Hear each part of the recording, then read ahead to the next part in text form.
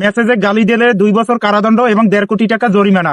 1.5 কোটি নয়, 3 কোটি টাকা হলেও আমার বন্ধুর মুখ থেকে গালি দেওয়া বন্ধ হবে না। সকল বন্ধুদের বলছি, আপনাদের মুখ থাকতে আপনারা গালি দেওয়া চালিয়ে যান, প্রয়োজনে জরিমানা দিব। এখন কথা হচ্ছে জরিমানার টাকা কোথায় পাবো? বন্ধুরা, আপনারা ভুলে যাবেন না, আপনার তলদেশে যে দুটি মূল্যবান সম্পদ আছে, সেই মূল্যবান সম্পদের দাম প্রায় 72 কোটি টাকা। সেখান থেকে 1.5 কোটি টাকা প্রয়োজনে জরিমানা দিব।